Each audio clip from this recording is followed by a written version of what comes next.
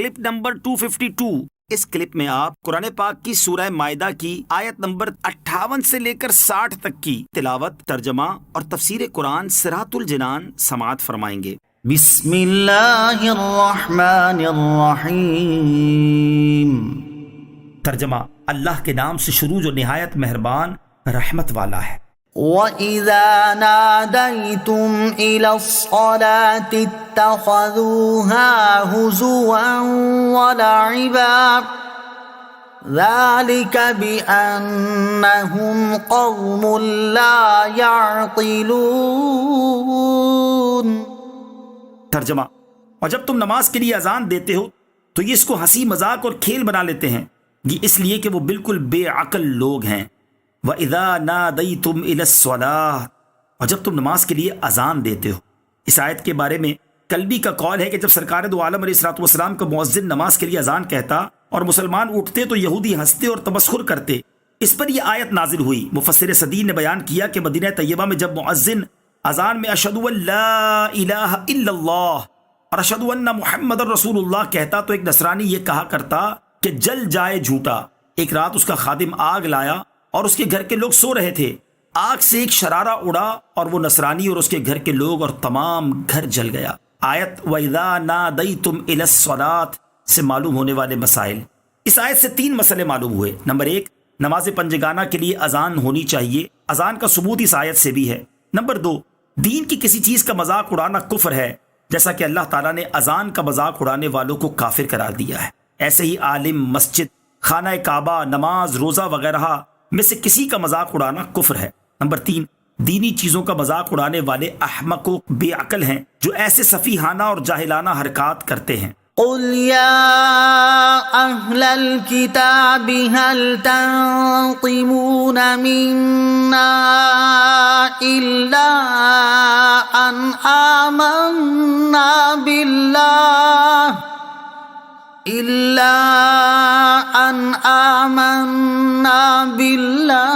وما انزل الینا وما انزل من قبل وان اکثرکم فاسقون۔ ترجمہ: تم فرماؤ اے اہل کتاب، تمہیں ہماری طرف سے یہی برا لگا ہے کہ ہم اللہ پر اور جو ہماری طرف نازل کیا گیا اس پر اور جو پہلے نازل کیا گیا اس پر ایمان لائے ہیں، اور بے شک تمہارے اکثر لوگ فاسق ہیں۔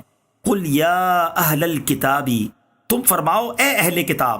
اس آیت کا شان نزول یہ ہے کہ یہودیوں کی ایک جماعت نے تاجدار رسالت صلی اللہ تعالیٰ علیہ وسلم سے دریافت فرمایا کہ آپ انبیاء کرام علیہ الصلوۃ والسلام میں سے کس کس کو مانتے ہیں۔ اس سوال سے ان کا مطلب یہ تھا کہ اگر آپ علیہ الصلوۃ والسلام حضرت عیسیٰ کو نہ مانیں تو وہ آپ پر ایمان لے آئیں، لیکن حضور اکرم علیہ الصلوۃ والسلام نے اس کے جواب میں فرمایا کہ میں اللہ تعالیٰ پر ایمان رکھتا ہوں اور جو اس نے ہم پر نازل فرمایا اور جو حضرت ابراہیم، حضرت اسماعیل، حضرت اسحاق اور حضرت یعقوب علیہ الصلوۃ والسلام اور ان کی اولاد پر نازل فرمایا، اور جو حضرت عیسیٰ علیہ الصلوۃ والسلام اور حضرت موسیٰ علیہ الصلوۃ والسلام کو دیا گیا، یعنی توریت و انجیل، اور جو اور نبیوں کو ان کے رب عز و جل کی طرف سے دیا گیا، سب کو مانتا ہوں۔ ہم انبیاء میں فرق نہیں کرتے کہ کسی کو مانیں اور کسی کو نہ مانیں۔ جب یہودیوں کو معلوم ہوا کہ آپ صلی اللہ تعالیٰ علیہ وسلم حضرت عیسیٰ کی نبوت کو بھی مانتے ہیں تو وہ آپ علیہ الصلوۃ والسلام کی نبوت کے منکر ہو گئے اور کہنے لگے جو حضرت عیسیٰ علیہ الصلوۃ والسلام کو مانے ہم اس پر ایمان نہ لائیں گے۔ اس پر یہ آیت نازل ہوئی اور فرمایا گیا کہ اے کتابیوں، ہم تمہارے تمام پیغمبروں علیہ الصلوۃ والسلام اور تمہاری تمام کتابوں کو حق مانتے ہیں، تو کیا تمہیں یہی برا لگ رہا ہے؟ اس چیز کی وجہ سے تو تمہیں ہمارے ساتھ ہونا چاہیے، نہ کہ ہمارے خلاف۔ قل هل انبئكم بشر من ذلك مثوبة عند الله من لعنه الله وغضب عليه وجعل منهم القردة والخنازير وعبد الطاغوت أولئك شر مكانا وأضل عن سواء السبيل۔ ترجمہ: اے محبوب تم فرماؤ کیا میں تمہیں وہ لوگ بتاؤں جو اللہ کے ہاں اس سے بدتر درجہ کے ہیں؟ یہ وہ ہیں جن پر اللہ نے لعنت کی اور ان پر غضب فرمایا اور ان میں سے بہت سے لوگوں کو بندر اور سور بنا دیا، اور جنہوں نے شیطان کی عبادت کی یہ لوگ بدترین مقام والے اور سیدھے راستے سے سب سے زیادہ بھٹکے ہوئے ہیں۔ قل، اے محبوب تم فرماؤ، یہودیوں نے مسلمانوں سے کہا تمہارے دین سے بدتر کوئی دین ہم نہیں جانتے۔